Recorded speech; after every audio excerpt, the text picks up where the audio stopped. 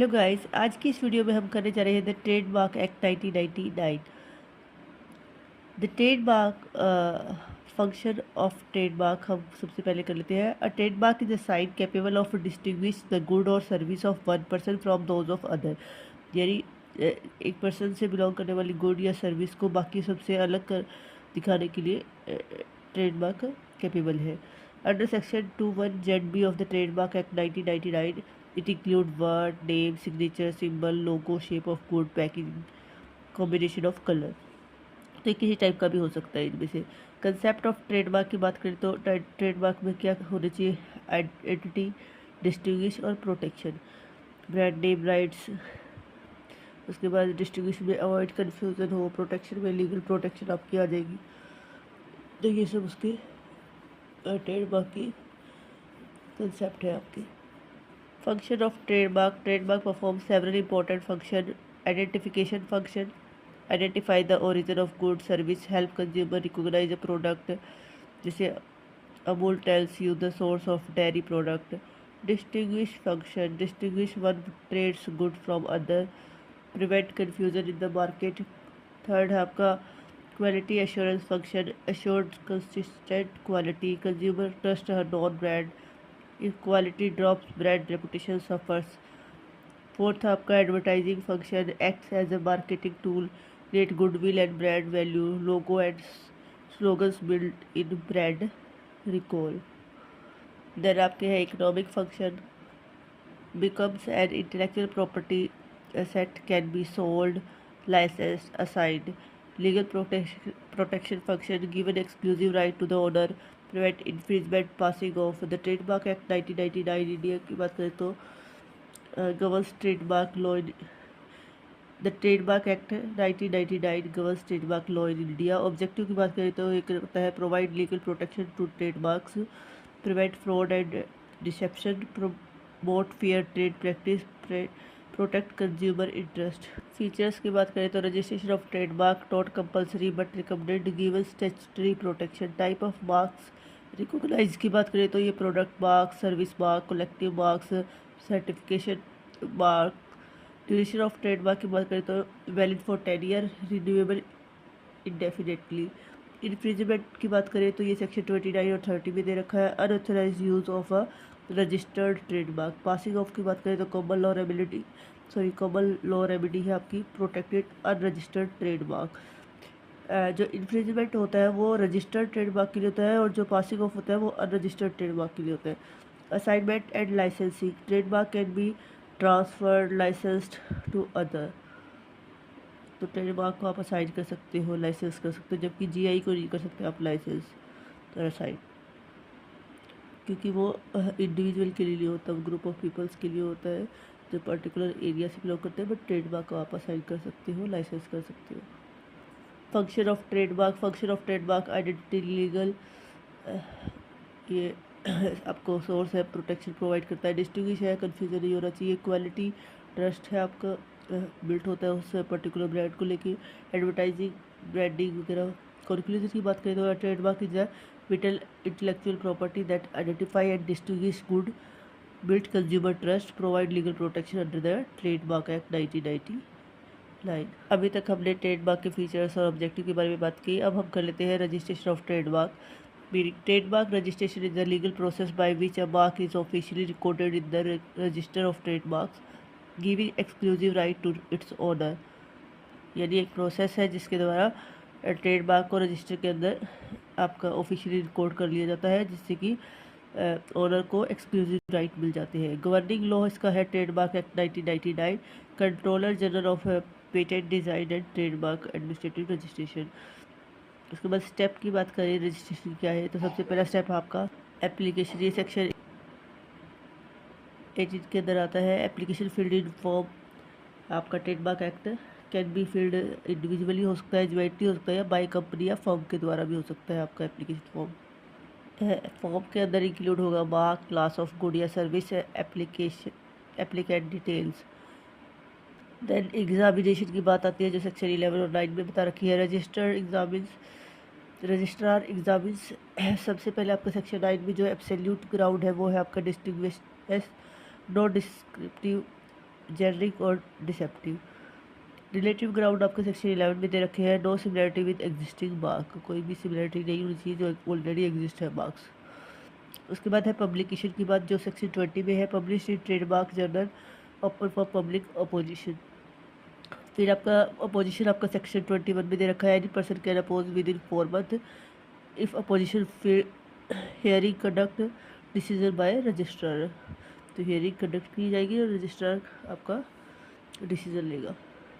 Registration and certificate आपका section 23 में दे रखा है, इफ नो अपोजिशन और opposition dismiss trademark is registered, certificate issued, entry made is registered. Duration और रिन्यूअल की बात करें सेक्शन 25 में है, वैलिड है ये 10 ईयर के लिए, रिन्यूएबल हो जाता है आइडेंटिफिकेटली एवरी 10 ईयर के लिए। फ्लो चार्ट की बात करें तो सबसे पहले आपको एप्लीकेशन देनी है, उसके बाद एग्जामिनेशन होएगा, देन पब्लिकेशन होएगा, उसके बाद अपोजिशन लिए जाएगी, देन रजिस्ट्रेशन हो जाएगा, और रिन्यूअल अगर आपको करवाना है तो करवाते रहिए। रजिस्ट्रेशन हमने करवा लिया, अब रजिस्ट्रेशन के इफेक्ट की बात करते हैं। अगर रजिस्ट्रेशन करवा रखा है तो आप क्या क्या इफेक्ट पड़ेंगे। Registration of trademark given the proprietor statutory right, legal protection and commercial advantage. Exclusive right to use, ये आपका सेक्शन 28 में बता रखा है, the registered proprietor gets exclusive right to the use of trademark, applies to good या service for which it is registered, prevent other from using identical और similar mark. तो ये आपको एक्सक्लूसिव राइट देता है गुड या सर्विस जिसके लिए आपने ट्रेडमार्क लिया है, प्रिवेंट करता है अदर्स को आइडेंटिकल और सिमिलर मार्क्स को यूज़ करने के लिए। Right to sue for infringement, ये आपका सेक्शन 29 में बता रखा है, only registered trademark owner can file a suit for infringement. Remedy include injection हो सकता है, डैमेज हो सकता है, मिल सकते हैं आपको, या अकाउंट ऑफ प्रॉफिट भी। देन आपको स्टैट्यूटरी प्रोटेक्शन की बात करी गई है, registration provide legal recognisation under the act as a prima facie evidence of ownership, better protection than registered mark. Registered mark के लिए इन्फ्रिंजमेंट एक्शन लिया जा सकता है, रजिस्टर्ड मार्क के लिए आप पासिंग ऑफ रेमेडी ले सकते हैं। Right to assign and licence section 37 से 49 में बता रखा है, trade mark can be assigned या ट्रांसफर्ड और लाइसेंस परमिटेड यूज़ जिसको हम बोलते हैं हम कर सकते हैं। टेरिटोरियल राइट की बात करें तो protection is limited to India, separate registration need to other country. जैसे यूज़ ऑफ आर सिंबल है, only registered owner can use, indicate legal protection, ये जो है बताता है कि रजिस्टर्ड ओनर है और लीगल प्रोटेक्शन उसको मिली हुई। Conclusive evidence after 7 year, section 32 बताता है आपका, after 7 year registration become valid and conclusive accept in limited cases. Priority over others, registered owner get priority over subsequent users subject to use rule. Right to seek customer protection, prevent import export of counterfeit goods।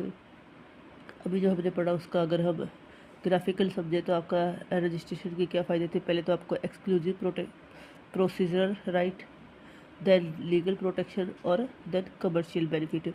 Exclusive में क्या है, use of mark evidence, आपको section 28 में बता रखा है, in court prima facie आपको evidence मिल जाता है। लीगल प्रोटेक्शन में इन्फ्रिंजमेंट आपको मिल सकती है सेक्शन 29 में जो कि डिफाइंड है। कमर्शियल बेनिफिट में आपका असाइन भी कर सकते हो, लाइसेंस भी कर सकते हो, जो सेक्शन 37 से 49 में बता रखा है। Assignment and transmission of trademark. Assignment की बात करें तो assignment means transfer of ownership of a trademark by an act of parties, agreement या कॉन्ट्रैक्ट के द्वारा। अ कंपनी सेल्स इस brand name to another company, example है इसका। ट्रांसमिशन की बात करें तो transmission means transfer of trademark by operation of law, यानी बात वो तो कोई एग्रीमेंट या कॉन्ट्रैक्ट से किया, ये कोई ऑपरेशन ऑफ लॉ से, not by an agreement. Transfer through inheritance, death, bankrupt और सक्सेशन। स्टैट्यूटरी प्रोविजन की बात करें तो सेक्शन आपका 37 से 45 आप the trademark act 1999 deal with assignment and transmission. Who can assign, the registered proprietor of the trademark has the power to assign it, only registered trademark यहाँ पे जिसके पास है वही असाइन कर सकता है। Even unregistered trademark can be assigned with और without goodwill, ऐसा नहीं कि रजिस्टर्ड ही, अनरजिस्टर्ड भी आप असाइन कर सकते हो। टाइप ऑफ असाइनमेंट किस टाइप से होगी आपकी, assignment of trademark with goodwill आपने दिया, बिजनेस और मार्क दोनों ही। Without goodwill only mark transfer किया। पार्शियल असाइनमेंट, लिमिटेड यूज़ कोई एरिया या गुड्स को लेके आपने दे दिया उसको। तो असाइनमेंट विद गुडविल में क्या है आपका, trademark is transferred along with the business reputation Buyer can use mark for some goods, services, selling a bakery along with its brand name. Example है आपका assignment without goodwill gross assignment, यहाँ पे only the trademark is transferred not the business reputation. Buyer can not use it for the same good in a way that covers confusion. Then आपका है partial assignment. Trademark aside for specific good service only. Mark use for clothing assignment but not for footwear. Restrictions on assignment section 40 से 42 में बता रखा है. Assignment is not allowed if it creates confusion और dissipation. की restriction की बात करें तो multiple exclusive right causing confusion. Assignment creating similar trademark in same market. Assignment without goodwill require advertisement of assignment जो कि सेक्शन 42 में दे रखा है. असाइनमेंट ऑफ रजिस्टर्ड या रजिस्टर्ड ट्रेडमार्क में क्या डिफरेंस है ये अभी आप पढ़ लेते हैं. लीगल स्टेटस की बात करें तो प्रोटेक्टेड अंडर दिस एक्ट होता है, और अगर अनरजिस्टर्ड की बात करें तो प्रोटेक्टेड अंडर कॉमन लॉ होता है. असाइनमेंट की बात करें तो वो अलाउड है, यहाँ पे अनरजिस्टर्ड में ऐसा अलाउड नहीं है. Registration needed must be recorded यहाँ पे, बट यहाँ not mandatory but advisable, advice की जा सकती है, की जाती है कि करवा लो. अब प्रोसीजर क्या होगा असाइनमेंट का. रिटर्न एग्रीमेंट होगा. असाइनमेंट डीड जिसको बोलेंगे. Application to registrar from trademark act. Registrar record assignment. Entry is registered of trademark. तो ट्रांसमिशन ऑफ ट्रेडमार्क डेथ या इंसॉल्वेंसी या सक्सेशन के केस में, तो डेथ के लीगल हायर में, इंसॉल्वेंसी के केस में रिसीवर और सक्सेशन में लीगल हायर को. फीचर्स क्या है. No contract required. Automatic transfer हो जाती है. Must be recorded in register. तो इस केस में ट्रांसमिशन के केस में ऑटोमेटिक रजिस्टर हो जाएगी, वो ट्रांसफ़र हो जाएगी. बस कोई कॉन्ट्रैक्ट की ज़रूरत यहाँ पे नहीं है. तो असाइनमेंट और जो ट्रांसमिशन है वो इंश्योर करती है trademark are transferable commercial asset. However the law carefully regulate such transfer to prevent public confusion and protect goodwill. अब हम infringement and remedies of trademark पढ़ लेते हैं. Meaning of trademark infringement. Trademark infringement occurs when a person use a mark identical और deceptively similar to a registered trademark without authorization causing confusion among the public. Infringement under section 29 दे रखा है. 29 of the act lays down while infringement happen. Identical mark for identical good. Same marks है और same good service के लिए है. जैसे Nike use for shoes by another company, directly infringement इसको बोलोगे. No need to prove confusion. यहाँ पे आपको कोई भी जरूरत नहीं है ये प्रूव करने की कन्फ्यूज़न हो रहा है. Similar mark for similar good. Mark is deceptively similar. Good service are also similar. Confusion must be likely. Use of identical mark for similar good. Even if good differs slightly, confusion may arise. Use of trademark as trademark. Trade name, sorry. Using a registered trademark as a business name आप कर लो. Well-known trademark protection. Even for dissimilar goods, if the mark is famous, जैसे Tata used for unrelated good के लिए आप use कर लो. Advertising infringement. If advertisement take unfair advantage, is dishonest या harms reputation. Essential element of infringement क्या है आपको. To provide infringement plaintiff must show valid registered trademark हो उसके पास, unauthorized use किया हो किसी ने, use in course of trade किया हो, likelihood of confusion और deception. डिफरेंस की बात करें यहाँ पे इन्फ्रिंजमेंट और पासिंग ऑफ भी हम पढ़ेंगे. तो मेनली नेचर क्या है, ये स्टेचुटरी है, ये कॉमन लॉ है. ये रजिस्ट्रेशन यहाँ पे रिक्वायर्ड होता है, यहाँ पे नॉट रिक्वायर्ड. यहाँ पे proof of confusion some time not needed, यहाँ पे ऑलवेज रिक्वायर्ड होएगा. यहाँ पे नॉर्मली प्राइमा फेशिया भी हो जाता है. रेमेडी की बात करें तो अंडर एक्ट यहाँ पे मिलेगी, वहाँ पे अंडर टोट मिलेगी आपको. डिफेंस ऑफ इन्फ्रिंजमेंट की बात करें तो a defendant can escape liability if fair use, deceptive use of good or service, use of own name or address, use for indicating quality or characteristics, honest concurrent use या private user rights. Remedies for infringement की बात करें तो आपके remedy are provided under section 134 and 135. आपको civil remedy दे रखी है. Injection most important remedy है ये. Court order defendant to stop using the mark. Type है आपकी टेम्परेरी इंजेक्शन या परमानेंट इंजेक्शन. उसके बाद है डैमेजेस और अकाउंट ऑफ प्रॉफिट. डैमेज आपका कंपनसेशन फॉर लॉस या अकाउंट ऑफ प्रॉफिट में defendant give profit earn. Delivery of destruction, court order, seize of infringing good, destructions of labelled packaging. उसके बाद क्रिमिनल रेमेडी आपका सेक्शन 103 से 105 तक है। यहाँ पे इम्प्रिजनमेंट दे रखी है आपको 6 मंथ से अप टू 3 ईयर तक हो सकती है। फाइन आपका 50,000 से अप टू 2 लाख हो सकता है। एप्लीकेबल फॉर फाल्सीफाइंग ट्रेडमार्क या सेलिंग फेक गुड्स। देन आपकी है administrative remedies, opposition to registration, rectification of registrar.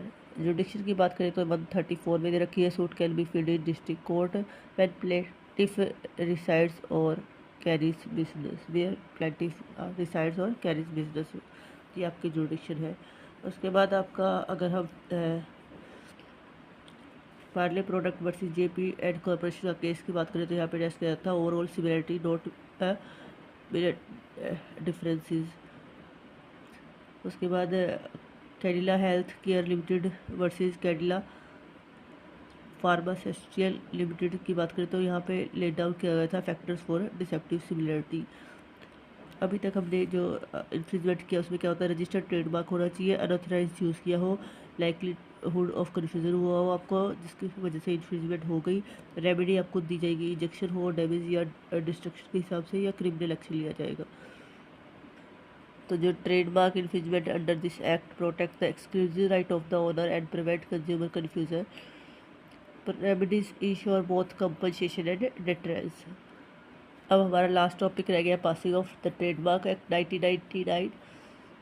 ये हम कर लेते हैं। मीनिंग ऑफ पासिंग ऑफ का मतलब होता है, passing off is a common law remedy are use to protect the goodwill of unregistered trademark. वहाँ पे रजिस्टर्ड की बात या अनरजिस्टर्ड ट्रेडमार्क की बात है।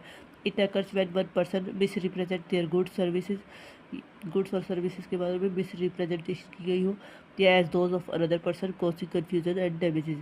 Similar idea, no one has the right to represent their goods as the good of someone else. Illegal basis क्या है, not created by statute but recognized under common law, law of tort भी बोलते हैं। Mentioned in section 27 का 2 of the act. Even if a trademark is unregistered, the owner can file a passing of suit. अगर unregistered भी है तो आप trademark के मिसयूज़ के लिए आप सू कर सकते हो पासिंग ऑफ का। एसेंशियल एलिमेंट की बात करें तो succeed is passing off the plaintiff must prove goodwill, reputation is the market, customer associate mark with plaintiff, misrepresentation, defendant falsely represent good और service, lead to confusion, damage actually और likely damage to goodwill. This is called the classical trinity. उसके बाद है आपका type of passing of, किस तरीके से आपका passing off the product passing off fake good या होल्ड की गई हो as original, trade name passing off using similar business name, extended passing off misrepresent about quality और origin. Difference passing off versus infringement हमने पहले भी